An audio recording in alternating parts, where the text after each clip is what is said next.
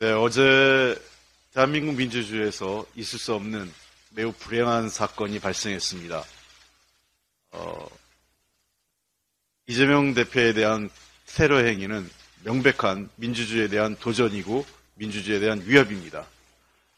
더불어민주당은 이번 사태에 대해서 수사당국이 한 점의 의혹도 없이 빠르게 수사해 줄 것을 거듭 촉구합니다. 그리고 이러한 일이 재발되지 않도록 여러 가지 안전에 관련된, 특히 유명 정치인들의 안전에 관련된 조치에 대해서도 치안당국에서 대책을 마련해 줄 것을 촉구드립니다. 이재명 대표 테러 행위와 관련된 구체적인 입장은 의총 이후에 저희들이 정리해서 발표하겠습니다.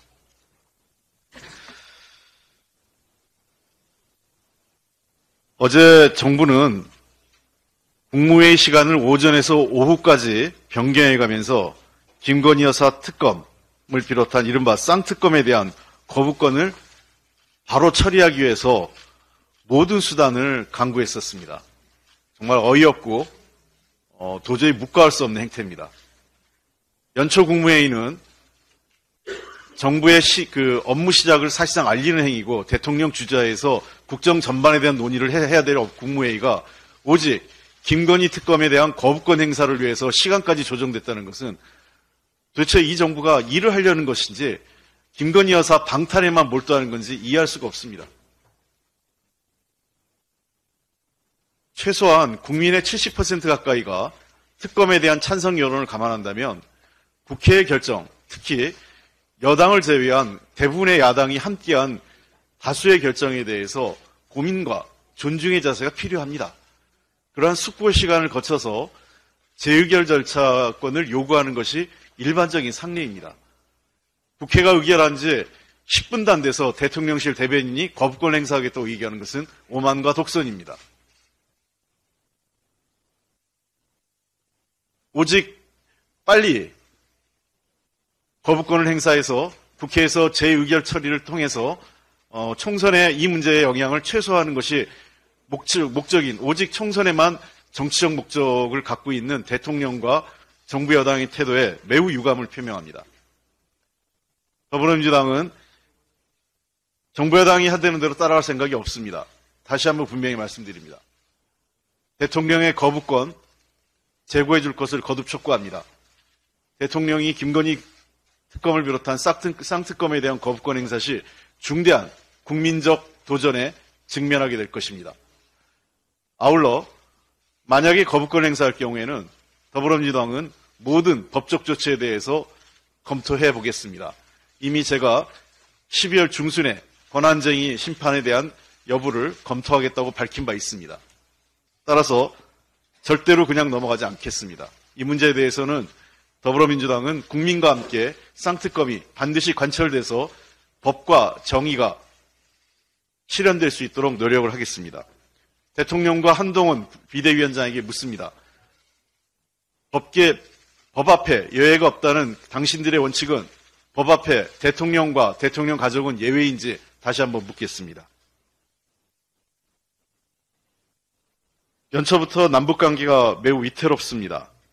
북한이 지난 연말 5일간 조선노동당 중앙위원회 8기 9차 전원회의를 개최하면서 여러 가지 논의가 있었습니다만 특히 남북관계와 대외 정세에 대한 북한의 입장이 매우 우려됩니다.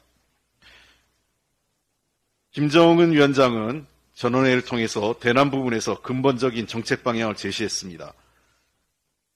최근에 나온 북한의 입장에 주목되는 것은 크게 세 가지인데 첫째는 핵보유국을 기정사실화했다는 것이고 두 번째는 신냉전 구도를 명확히 하고 있습니다.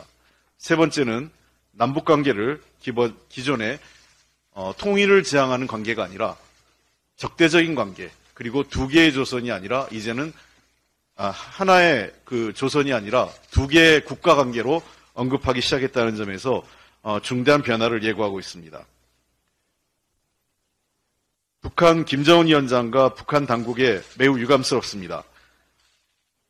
남북관계가 한국전쟁 이후 계속 적대관계를 유지했지만 평화와 통일을 지향하는 데 있어서는 남북의 지도자 모두가 고민했었습니다. 대한민국의 박정희 대통령, 전두환 대통령, 노태우 대통령, 김영삼, 김대중, 그리고 이명박, 박근혜, 문재인, 노무현 대통령을 모두 거치는 정부에서도 역대 모든 정부가 하나같이 남북관계의 평화와 통일을 위해서 고민해 왔습니다. 북한 역시 마찬가지입니다. 적대관계 속에서도 통일에 대한 노력을 놓지는 않았습니다. 김정은 위원장이 다시 한번 한반도의 평화에 대한, 통일에 대한 역대 지도자들의 노력을 외면하지 말고 한반도 문제를 평화적 관계로 돌리기 위한 노력을 해야 됩니다. 그리고 지난 2000년 남북 정상회담 이후 북한의 한반도의 비핵화를 위한 노력을 외면해서도 안 됩니다. 북한의 핵보유를 우리 정부는 또 더불어민주당은 용납할 수 없습니다. 우리는 반드시 한반도의 비핵화를 통한 항구적인 평화체제가 우리 당이 추구하는 기본 노선입니다. 이러한 노력을 거듭 촉구하면서 북한 당국도 다시 한번 이러한 노력에 동참할 것을 촉구합니다. 정부에도 요구합니다. 한미일 삼각구도로 북한을 압박함으로 인해서 도리어 북중로 새로운 신냉전 구도를 우리 스스로가 자초하는 건 아닌지 묻고 싶습니다. 대결과 힘에 의한 압박보다는 때로는 대화와 평화적 환경을 만드는 데 노력해야 됩니다. 남북관계가 적대관계로 가고 있습니다. 이제는 대한민국이 적대관계로 하고 군사적 충돌이 발생했을 때 누구보다 불행한 것은 대한민국 이 땅에 살고 있는 우리 국민들입니다. 정부는 싸워서 승리하기보단 싸우지 않고 우리 국가와 국민의 생명, 재산을 지키는데 최우선적인 정책 과제를 내세워야 됩니다. 정부가 다시 한번 대북 정책을 포함한 안보 정책에 있어서 야당과의 진지한 대화를 요청드립니다. 특정 정파에 의한 대북 정책이 아니라 국가적 통일 정책, 대북 정책, 그리고 대외 정책을 수립하는 데 있어서 더불어민주당과 협의하겠다면 언제든지 만나서 대화할 생각이 있습니다. 대북 정책은 특정 정파에 의해서 독점되거나 좌지우지돼서 안 됩니다. 국가적 합의, 사회적 합의를 이끌어낼 수 있는 큰 틀을 국회에서부터 여야가 지혜를 모으고 정부는 여야정 대화를 통해서 대북 정책에 대한 새로운 프레임, 새로운 미래적 비전을 만드는데 노력해 주시기 바랍니다. 그렇게 한가하게 지낼 시기가 아닙니다. 한반도의 평화 그리고 국민의 안전을 지키는데 정부는 최선의 노력을 다하겠습니다. 민주당은 열려있는 자세로 정부와 대화하겠습니다.